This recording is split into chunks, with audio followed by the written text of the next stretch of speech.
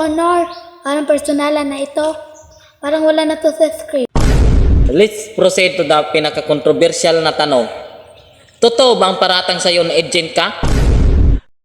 Totoo po talaga niyan, Your Honor. Hindi po ako nag-aral.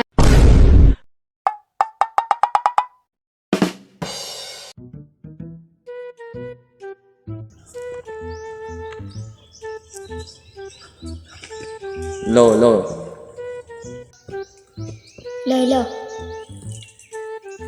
Lo. Mic check. Lo. Okay, ladies and gentlemen, andito ulit tayo sa hearing na ito kasi hindi natapos nung una kasi biglang nagutom ang pangit na yan. Your Honor, parang personalan na ito. Parang wala na to sa script. Ay! Sorry po, sorry. I mean, pangit. Paano ba? Pangitain! Di ba? Nagugutom ka nung una? Di ba isa yung pangitain? Oh, pangitain. Naupin pa. Totoo naman. Ay! Yes po, Your Honor. Akala ko kung ano na. Okay. Just remove to your brain. It's still a joke. Huh? Okay. Let's proceed to the pinaka-controversial na tanong. Totoo ba ang paratang sa'yo na agent ka? Kanyo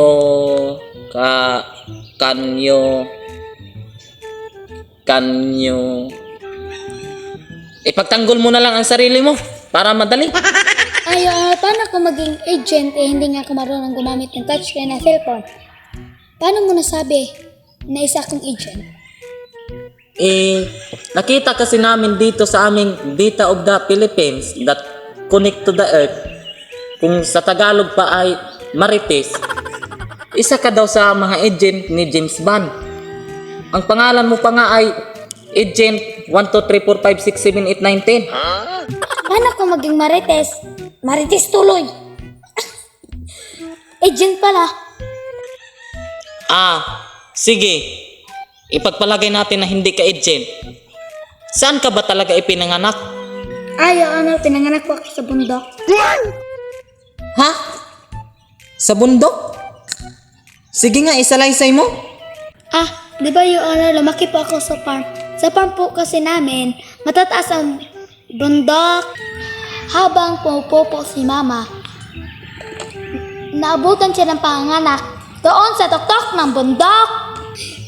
Sabi pa nga ng Mama ko, Your Honor, pagkalabas ko po, hindi po agad ako nahawakan kaya nagpagulong-gulong po ako sa bundok. Buti na nga lang, Your Honor, nasabit ako sa bayabas, doon na hinto ang aking pagulong-gulong. Kaya nakuha niya ako. Ganon ba? Nakakalungkot pala ang buhay nitong si Alex Got. Kaya, sige nga, isalaysay mo kung gaano kalayo ang nagulungan mo. Ay, Your Honor, sabi pa po ng nanay ko, mga 10 metro ang layo ng aking nagulungan. Sige. Let's proceed to the other question. Saan ka pa talaga nag-aaral? Wala talaga kaming makita ang record mo sa paaralan. Daycare, elementary, hanggang high school. Kahit anong gawing halongkat ng aming Marites, wala talaga silang makikitang record mo. Yan tuloy, naging malamya sila dahil wala silang ichichismis. Totoo po talaga niyan, Your Honor. Hindi po ako nag-aral. No read po ako. Paano na lang ang buhay ko? Parang kanta na yan ha. Parang niloloko mo na lang ako ha. Ay, Your Honor, hindi ko na po alam ang sasabihin ko. Yun na lang po ang aking sasabihin dahil naguguluhan ako sa hearing na ito. Sige. Tungkol naman sa birth certificate mo. Ay, Your Honor, pwedeng sa susunod na lang na hearing dahil nagmamadali po ako. Dahil may date pa po kami ng jowa ko. Walang saysayang sinasabi kaya hindi mo mawari kung ihimik pa ba. Mananahimik na lang at sa tuwing magpapaliwanag. I need your light, racing like cross, like rain from the heavens in the gate.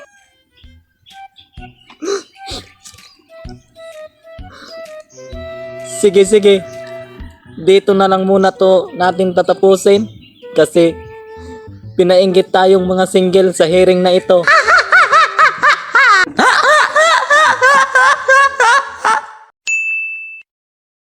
Ay, Honor, wala na po akong masabi.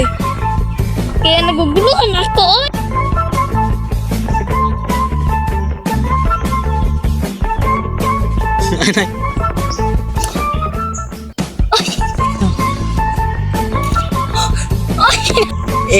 Nakita kasi namin dito sa aming Data of the Philippines that connected ay anay